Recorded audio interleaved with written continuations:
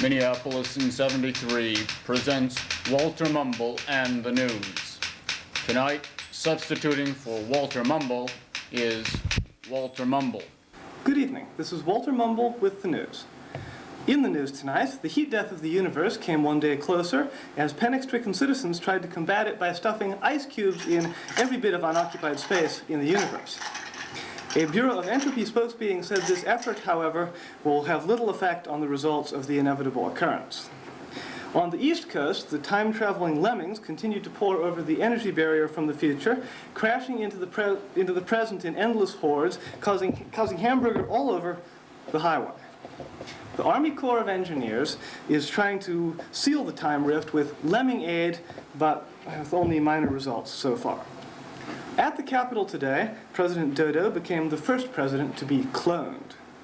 Dodo plans to run his 875 clones for every seat in the House and Senate. Press Secretary Zix W. Vutz said that this was the simplest method of achieving a working majority. Astronaut J.C. Nichols today admitted that space is really rather boring. Interviewed while sitting for a Space Food Sticks commercial, he said, "I'm only in it for the money." The Government Department of Food-like Substances today released a new product into its consumer line. Labeled Soylent Grey, it is touted as being both reheatable and re-eatable. Cannibal cooking groups are expected to approve it over such standard fast food products as Human Helper. In other protest news today, the Immortals lobby continued to agitate for raising the voting age to 2100. The Mutated White Mice Union picketed research labs for shorter hours, more cheese, and complained that the mazes were entirely too easy. In medicine, Population Control Central announced that this month's region to be wiped out will be... May I have the envelope, please?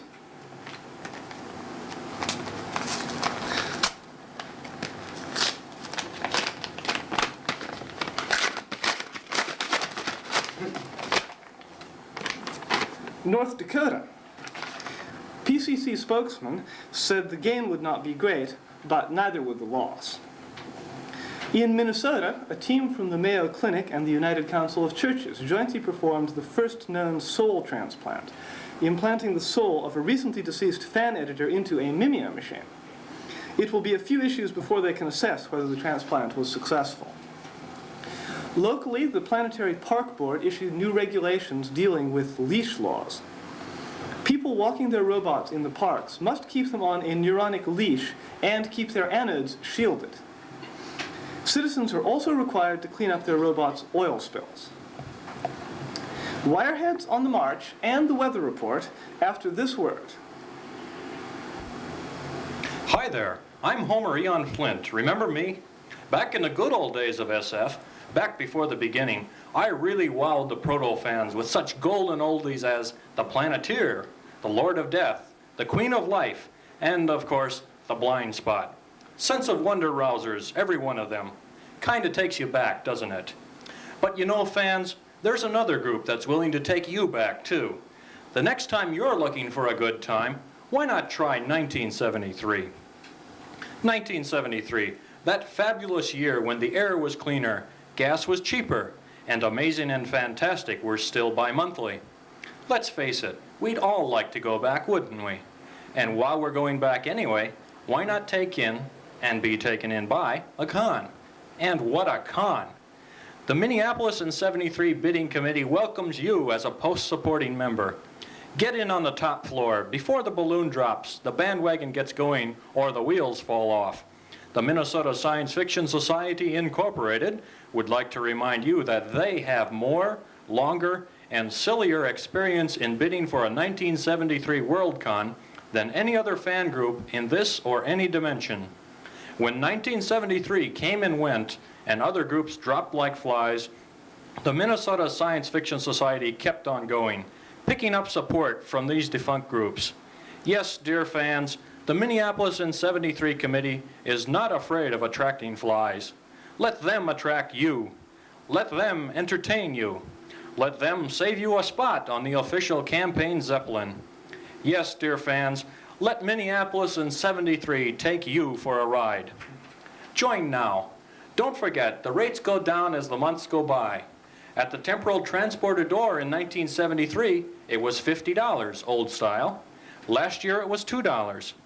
As of September 1st, 1976, they pay you 1 cent each to become a post-supporting member. Join now while they can still afford you.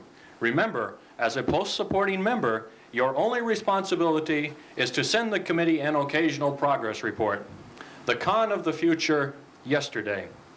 Minneapolis in '73, an idea whose time has come and gone and gotten silly. The local chapter of Synapse, an international wireheads organization, marched on the offices of the Atomic Energy Commission this morning, protesting proposed legislation which they say restricts their civil rights. The regulations require wireheads to wear shielding helmets while plugged in. Wireheads complain that these rules restrict their freedom to the pursuit of pleasure, but the Commission argues that wireheading equipment interferes with localized teleportation transmissions. Other regulations the group is objecting to include licensing for AC-DC marriages and waiting periods at the public recharging stations. So much for the current news. Now, let's turn to the weather before the weather has a chance to turn on us. Here's our weatherwoman, Ellen Askans. Thank you, Walter. First, let's look at the big picture. There's been very little weather in interstellar space recently. It's expected to remain cool with a high today of 4 degrees Kelvin. So if you're traveling in deep space, be sure to dress warmly. In our local galaxy, the Milky Way, the explosion at the core continues to work its way outwards at the projected light speed. In any case of any change in this projection, which would involve a change in the known laws of the physical universe, we will revise our projections. With the recent rise in sugar prices, incidentally, you may have noticed that the Milky Way has been getting smaller and more expensive. Focusing on the 9-planet area, our station in Seoul reports sunny and dry with a probability of localized nova near zero. The solar wind velocity will be negligible, gusting to mild in a generally outward direction. There is some chance of meteor flurries throughout the asteroid belt, with some locally damaging showers reported just east of Mars. Mercury reports continued warm today, and tomorrow, and tomorrow. On Venus it's cloudy, with a high today of about 532 degrees centigrade.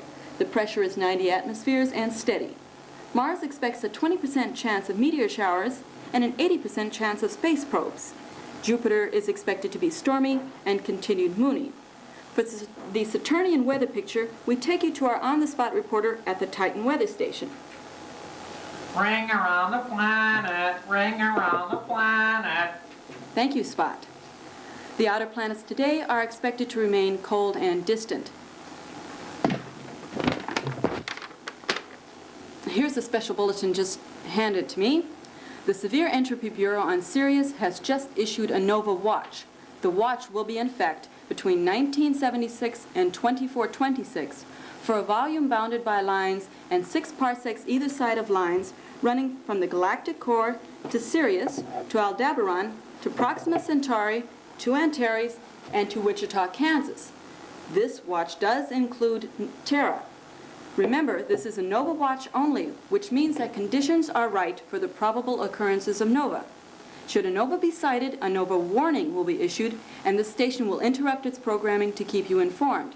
If you're away from your video set, we will come and find you. Now back to our regular weather report. Locally, the weather selected for the Kansas City area over the weekend is miscellaneous, according to the Rain or Shine Climate Control Corporation. Rain or Shine has been concentrating on weather around and within the Muehlebach and associated hotels. As a result, supervision of the exterior reality has been relaxed slightly, as those of you caught in last night's blizzard are aware. Conditions within the hotel are varied. The huckster's room is the scene of continued high-pressure salesmen, while the auction shows rising prices throughout the day. The film program remains dark, with occasional periods of flickering light. The art show is chalky, with a significant chance of watercolor later today. The banquet reports hot and greasy, and hot air gusting to boring in some of the panels. That's the way it will be. Now let's turn to the sports news and sportscaster Lemming Meringue. Thank you, Ellen. The Northwoods Hunting and Fission Award today was handed to Nicholas Percival Hoyle. Mr. Hoyle caught a distant cork using a generated monopole with a dynamic gas leader and in a very strong current. Yesterday, the National Rollerball League called up 37 players from the minors for this week. That total is the smallest number initiated into the major leagues this entire year. Now let's turn to our special correspondent, Biff Dixon, on New Ellison, with a report on what might turn out to be the greatest sports disaster since the infamous yellow hockey puck scandal of the last decade. Biff? Thank you, Lemming. I'm cringing in a broom closet 27 kilometers from the elevator, which leads to the main offices of the Interstellar Pedal Extremity Ball League. League spokesbeings have refused to comment on the rumors of, shall we say, unorthodox methods coming into use in recent competition. I was planning to have an interview with Glamorph Chan, former armorer for the Minnesota Space Vikings, who first brought up these charges. Unfortunately, he neglected to duck a hard-thrown no comment this morning. The controversy began when Chan made veiled accusations that the Green Bay Trackers' new head coach, who has thus far remained out of the public eye, was in fact Vince Lombardi. Requests to exhume Lombardi's body have been denied, but there is an unconfirmed report that the Trackers have added a Haitian witch doctor to their staff. Now are the Trackers only team indicted, nor are the Trackers the only team indicted in this growing scandal. The helmet logo of the Melbourne Rim Runners, recently redesigned, has been shown to center around a pentagram. Drums have been heard in the night at the Dolphin training camp, and the Ulaanbaatar cosmonauts have a defensive back who only plays in the night games. League headquarters have denied that all these phenomena are related or of any significance, but reliable sources report the instituting of facilities for sideline transfusions. This plan arose after a Marsport rocket back was drained of blood in a pileup last year. Meanwhile, ARG! Help! Something's got my leg! Biff's automatic electronic juju shield activated at that point and we lost our signal. We hope to update the story tomorrow. Turning now to the scoreboard, in games played last night and today, we find the Angels 3, Devils 2, Lensman 12 against the Bosconians 6, a strong Kazinti team overpowering the Puppeteers 314 to zip. Euclid 3.14159 over Oilers 2.71828. Fahrenheit 451 over Slaughterhouse's Week 5.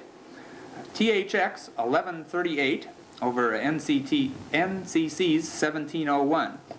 Vardaman 28 over Vardaman 15. Vardaman 61 and Vardaman 87. On Titan, the game was called due to a supernova. Well, that's the news for tonight. Wait just a minute there. What's going? I do that. That's my name by the line, see? Oh, so it is. Sorry, excuse me. Quite. That's the news for tonight. Join us later, same time, same news. Good night, and good King Wenceslas. Walter Mumble and the News has been brought to you tonight by Minneapolis in 73, the convention whose time has come and gone and gotten silly. Tonight, Walter Mumble was substituting for Walter Mumble. And you also saw Ellen Askance, Lemming Meringue, and the late Biff Dixon. Good evening.